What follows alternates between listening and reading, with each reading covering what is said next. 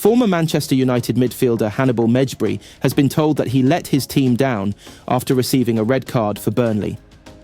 Hannibal, 21, was sent off for a stamp on Stoke's junior Chamadeo late in the two teams' 0-0 draw in the Championship. The ex-United star will now serve a 3-match ban for violent conduct, having only been on the pitch for 18 minutes. A win would have taken Burnley to within a point of league leaders' Leeds, but Scott Parker's side were unable to find a goal in front of the baying home crowd at Turf Moor.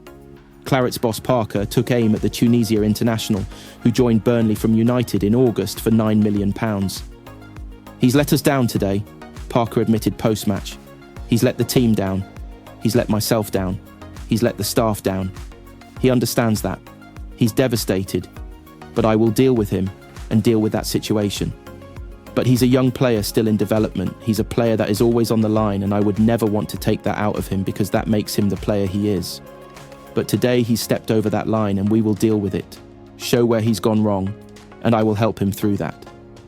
Hannibal's temperament has been questioned throughout his young career, having been signed by United from Monaco in 2019.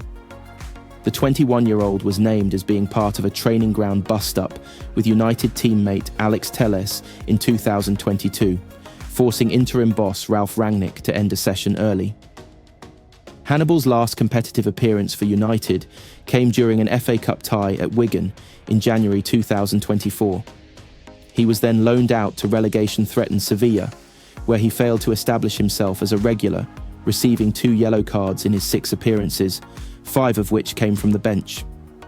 Parker was full of praise of Hannibal's display in Burnley's recent 2-1 win at home to Watford, saying, "I thought Hannibal did exceptionally well. We decided to play him in a different position, and he brought real energy and discipline to his performance. I thought he was superb coming in off the sides of the pitch. It's probably not his natural position, but he was a driving force for us, so full credit to him. I've said it many times, it can sometimes be very difficult for a player when you're not having minutes, but it's about being ready when the opportunity comes, and Hannibal was every bit of that." Joshua Zirkzee is ready to fight for his place at Manchester United under Ruben Amorim, despite being hauled off after 33 minutes against Newcastle. The £36 million signing was said to be in tears after being substituted in his side's defeat, and was linked with a move away from the club this month. After scoring on his Premier League debut against Fulham, the Dutch forward has failed to kick on and netted just 4 goals in all. The 23-year-old has already been offered an escape route from Old Trafford to reunite with a familiar face. The Serie A side are interested in signing Zirkzee on loan for the remainder of the season to link up with his former Bologna coach Thiago Motta. United may yet insist that any deal would have to include an obligation to buy the ex-Bayern Munich ace. Juventus could also see competition from Italian rivals Napoli. Both clubs were beaten to Zirkzee's signature in the summer by United. Despite the Italian giants both preparing themselves to pounce, Mail Online report that the forward is aware of the interest, but focused on United. Zirkzee is said to have no desire to leave and wants to aid the Red Devils rise up the Premier League. United currently sit 14th in the division with just 2 wins from 8 matches since Amorim's arrival. Following the ignominy of a first-half substitution earlier this week, Zirkzee may have significant work to do to turn his own reputation around in England. Nevertheless, United's head coach appears to retain some faith in his charge. Amorim explained his brutal decision following the game and praised Zirkzee's training ground efforts. "I talked with Josh about that, because it's important to express the message, but I'm always thinking about the team, and in that moment, it was important for the team for Josh to go out," he said. "You have to think about the team, and also sometimes about the player, because the player is suffering. I was there a few years ago, and I know that he wants it, because I saw it during the week, and that's the most important thing. I felt that the team was suffering another midfielder to have more ball, and then we start to have more ball with Kobbie Mainoo," Amorim added. "It was really tough on me to do that substitution."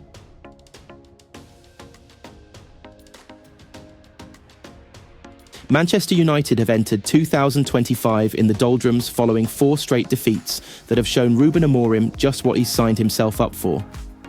Amorim has won just 4 of his first 11 games in charge of United, who have failed to score in their last 3 matches to make the derby win over Manchester City feel like a fever dream. The 39-year-old manager admitted that, in an ideal world, he would have liked to take the job in the summer, when he would have a transfer window and a pre-season to shape his squad. That wasn't to be, with United making it clear it was now or never, and he is now trying to turn things around with matches coming thick and fast. The past few weeks have made it plainly obvious that some of the players he inherited from Erik Ten Hag simply aren't up to the standard required. Amorim is keen to offload some unwanted players in the January transfer window, starting with Marcus Rashford, but he would also love to bring in some new faces.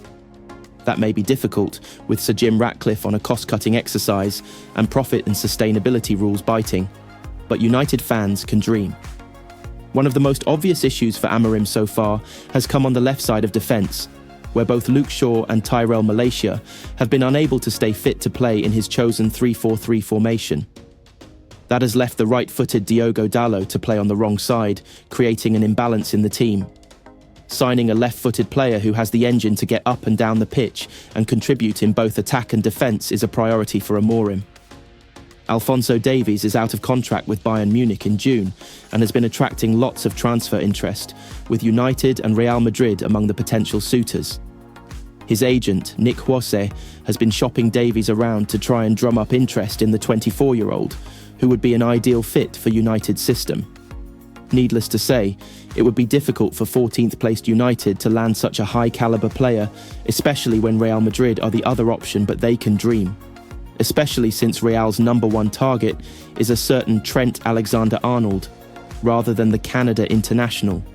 The 2-0 defeat by Newcastle removed any doubt that the careers of Christian Eriksen and Casemiro at United are over. Amorim needs more energy in midfield to partner Kobbie Mainoo, and he only had to look at the other side at Old Trafford to see the kind of player he requires. Bruno Guimaraes was outstanding against United, and Newcastle's own struggles with PSR rules could offer a glimmer of hope.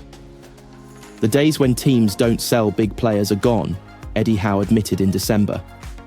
I think our revenue streams aren't where we want them to be.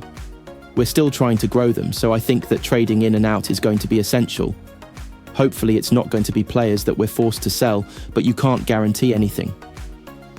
It would need to be a huge offer, £100 million plus. Barcelona's financial issues could offer another solution for United.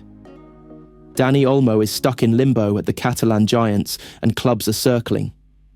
He joined Barca from RB Leipzig for £51 million in the summer, but is currently not registered for the second half of the season due to the club's nightmare situation. A Catalan court has blocked Barca's appeal against La Liga's decision to reject Olmo's registration, meaning he is currently a free agent. Olmo would be an ideal player to partner Bruno Fernandes in the twin number 10 role, given his creativity, goal-scoring nous and athletic ability. United have failed to score in their last 3 games and, with Rashford being frozen out, it's clear they need reinforcements up front. Rasmus Højlund and Joshua Zirkzee are young and inconsistent and are better suited to backup roles, although Zirkzee jeered when substituted in the first half against Newcastle could even depart, with Juventus keen to take him back to Serie A immediately. Enter Victor Gyökeres, Amorim's goal machine at Sporting Lisbon. The Swede has banged in 27 goals in 27 games this season for Sporting and has 70 in 77 altogether for the Portuguese Giants. He is strong, fast, can run in behind or hold up the ball and is deadly in front of goal. Needless to say, he won't come cheap, but if anyone can tempt Gyökeres to leave, then it is surely the manager who he thrived under before. He just needs to persuade Ratcliffe to loosen the purse strings first.